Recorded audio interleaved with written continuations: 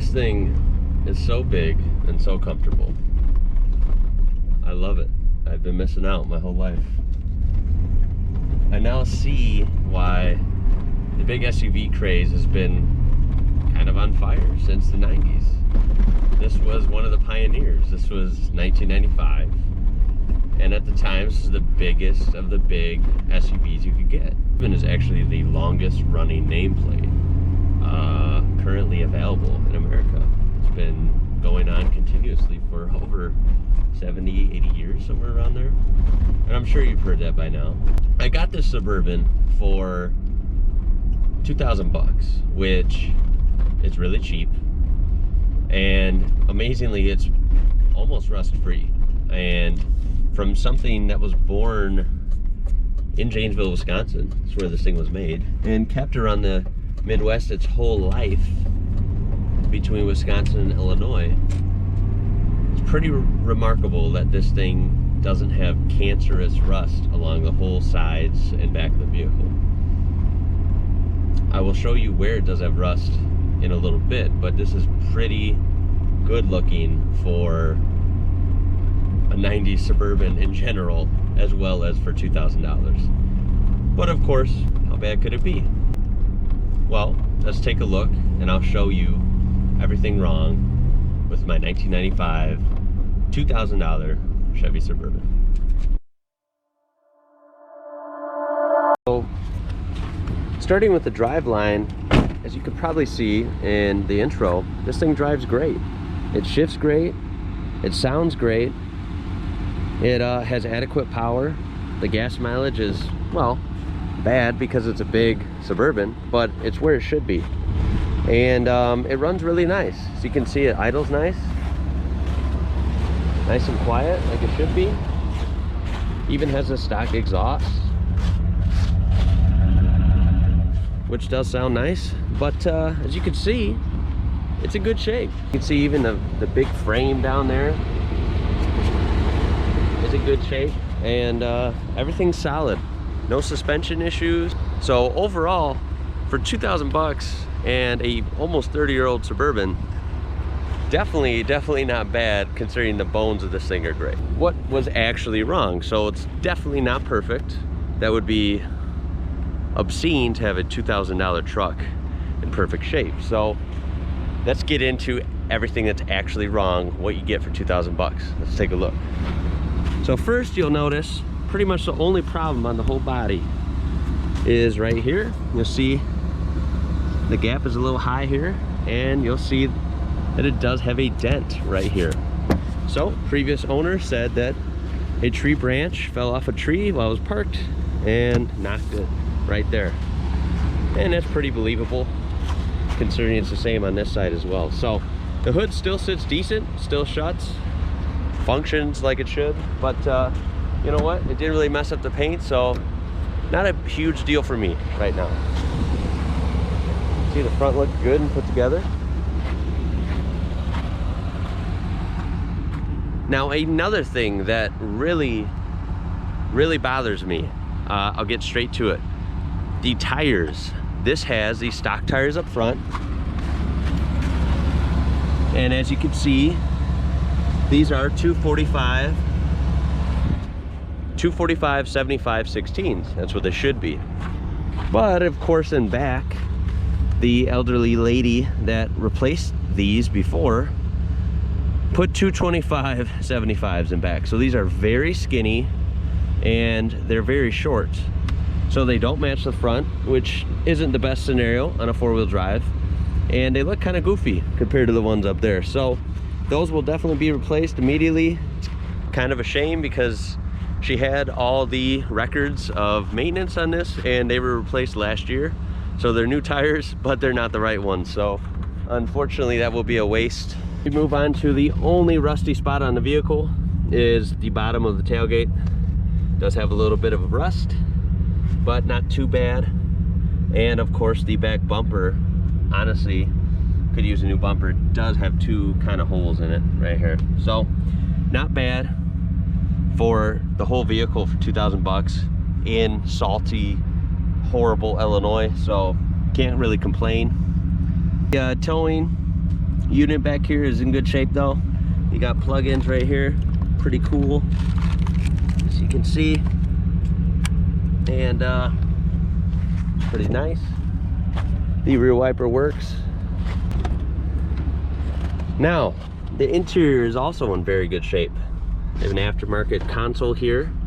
If you notice, kind of funny, can't fit any drinks here, but I appreciate the effort. I usually end up sticking drinks right here because the factory cup holders are right in front of where your heat comes out. Unless you got coffee, I suppose that can be a good thing. Of course, you got cup holders here, which aren't the best, but you got some storage. But as you can see, the dash is good.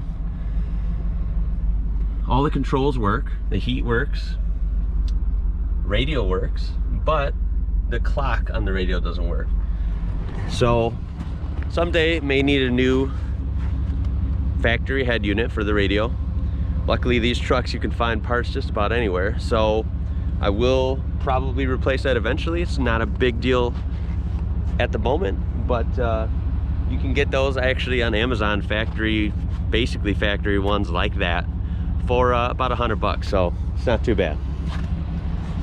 As you can see, the passenger seat's pretty good. One tiny crack here, not gonna worry about it. But the driver's side does have a pretty big rip in it. So eventually you will see that I will replace this. The seat shop makes awesome replacement seats for these. So you can buy just the bottom part and have it in this tan leather like so, and it will be good as new. So I will be doing that in a future video. And by the way, the power does work. All the power seats work. This is a LT, which is top trim. Of course, the rear seats are in very good shape, and the third row is in very good shape. Headliner is in good shape with the exception of just the front right there hangs a little bit. Rear controls work very good.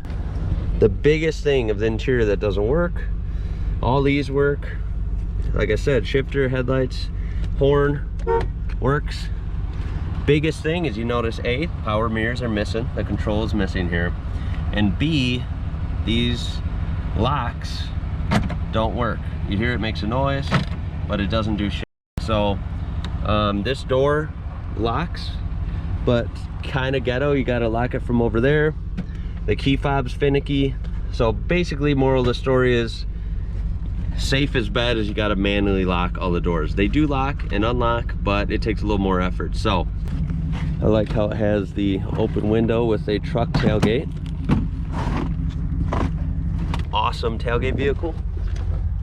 And the tinted windows in back are nice. Got our spare in the blanket here. But yeah, to finish it off, what I have fixed so far, which I wish I'd have documented, but I will document future things, would be stupidest thing in the world, did leave me stranded once until I figured out what it was the negative battery terminal, literally the bolt that holds it in onto the battery post was just stripped. So it wiggled out after a few days after the purchase for you know, from vibrations, and that was basically free. That was very cheap to replace, solved that problem. As well as brakes. I pretty much do brakes on all the cheap vehicles I buy because that's kind of just run-of-the-mill. Want to be safe, and they're usually worn out. People don't bother replacing them usually before they sell them. So I did the brakes, all four, all around. Brakes beautifully now. As well as the U-joints that went from the rear of the drive shaft to the rear differential. Had to replace that as well. Luckily, all this was very cheap, and got back on the road right away, and that is pretty much it. The wiper motor too. Wiper motor needed to be replaced. Wipers were finicky. That is about it. If I forgot anything, I suppose, I don't think I forgot anything, but yeah, that is what you can expect. I have no idea what these are, by the way. Just noticed these. Anyone know what these are? But that's what you can expect. A $2,000 95 Suburban. No rust. Looks pretty good in black, and I can't complain for an Illinois truck. And these things were massive. It's extremely comfortable, has adequate power, can tow a lot, and it's just a very good all-around vehicle. It's heavy, it's planted, but it has a nice ride. And you know, I've seen this on a lot of videos and comments lately about newer vehicles, even trucks and SUVs are just more firm, especially the seating is real like race car seat like. I don't really understand that. This is extremely plush. It has the armrests, nice headrests. These seats are just amazing. Honestly, I have fallen in love with driving this thing. This thing is even better to drive, obviously, than my red truck. Yeah, if you like trucks and you like vehicles with a lot of value, stay tuned for more. I always have more coming. I might be making another purchase very soon, so I will have that on the channel. I may have lost my mind. I cannot stop buying trucks. It's kind of crazy, but thanks for tuning in. If you enjoyed this video, you enjoy trucks and older vehicles, make sure to subscribe, like this video, and as always guys, I'll catch you later.